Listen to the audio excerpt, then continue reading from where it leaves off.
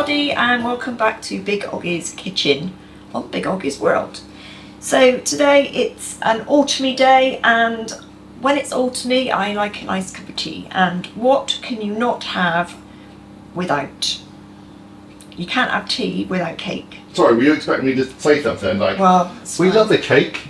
We do love a cake. I love a cake. Yeah, I am back, I know. Sorry, I'll go away. So we've made various cakes, and I have to say that the cakes that keep coming out over and over again are good old Mary Berry's. Okay, so I'm going to use one of Mary's recipes today. It's from her baking Bible, and it is a cut and come again cake. Now, allegedly this cake is so wonderful, everybody keeps coming back for seconds, hence the cut and come again thing. So it's a really simple recipe, which is what I love about Mary Berry's at the minute. It's none of that old, you know, butter, sugar, cream it together, and then do this, then do that. It's none of that business. It's bung the whole lot in, mix it up, get it in the oven. Okay, so that is what we are going to do. So what we're going to do is, it's a fruit cake. It's got quite a lot of fruit in it, which is I love. So what I'm going to do is, as opposed to Mary's complete throw it all in recipe, I am going to mix the cake mix first, and then I'm going to fold in my fruit, only because I've got some really lovely big fat fruits and I don't want them beat up with the beaters. Okay, so into the bowl goes flour. John, it's self-raising flour, by the way.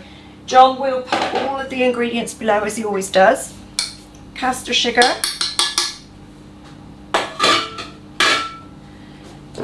you need a level teaspoon of mixed spice,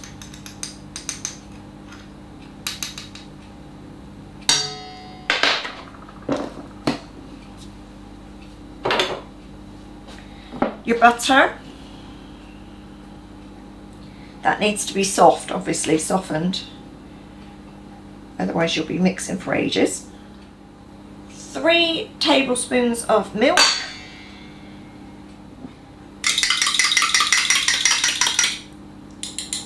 and 3 large eggs beaten.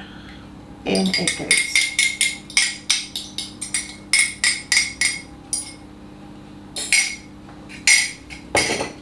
Whilst I'm beating this, your oven needs to be set to 160 if you've got a fan oven, 180 if you don't have a fan oven, and I believe it's around about gas 4, but I will check the gas mark for you in a second. So you need to beat your mixture until it's all combined and nice and fluffy, basically. If you want to bung your fruit in at this point, you can do that. Like I said, the only reason I'm not doing it because I don't want my fruit breaking up. Okay, so I'm going to go ahead and beat. I'll be back in a minute.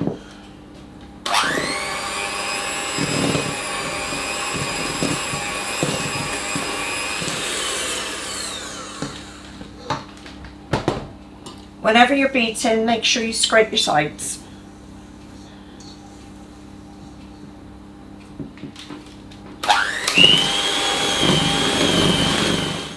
Okay, so this is not a rich fruit cake, so it's best that you eat it as freshly as you can.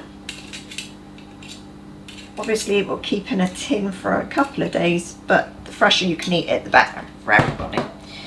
The other thing is that my hand whisk is not a particularly brilliant one, it was a cheap one, and this mixture is quite stiff, so either if you've got a more powerful hand whisk, brilliant.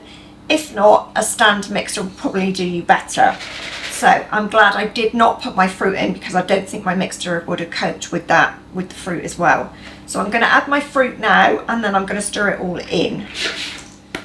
So fruit wise, I've added currants, raisins and sultanas, obviously traditional.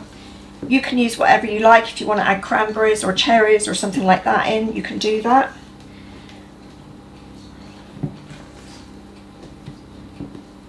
And there we go. Right. You need an 8-inch deep spring-loaded or loose bottomed cake tin. And we're going to just empty the whole lot in. Can you just hold this bowl for me while I scrape it in? My hands are hurting. Yeah, probably good.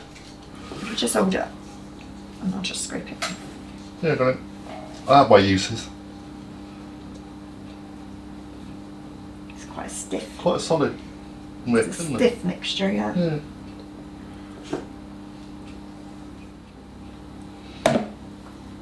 Level it out in your tin. There we go. Now this is going to go in the oven for between an hour and a quarter and an hour and a half. Obviously it's going to depend on lots of factors, including your oven heat, whether you've got hot spots or those kind of things. But also it says large eggs, so they're all a ballpark kind of weight, but you may have eggs that are slightly bigger, you may have eggs that are slightly smaller. So the wetness of the cake is obviously the thing. So I'm going to put it in for an hour and 15, and then I'm going to check it with a cake skewer thingy to see if it's cooked through. If it is, all well and good. If it's not, then I'll put it back in for another 10 to 15 minutes. But do keep an eye on it after an hour and 15. Once it is cooked, bring it out of the oven, leave it in the tin for a good 10 to 15 minutes before you try and start taking the tin off. It doesn't have to cool in the tin, but just give it 10 minutes to sort of kind of come back down and settle itself. Okay, so hope you enjoyed this recipe. I will show you a picture at the end, obviously. Give us a thumbs up if you have liked it. If you've not subscribed, if you could do that, it would be absolutely amazing and we'd be so thankful. So if you have, thank you very much. You're very much appreciated. And we will see you all again very soon on the next Big Oggie's Kitchen. Bye for now.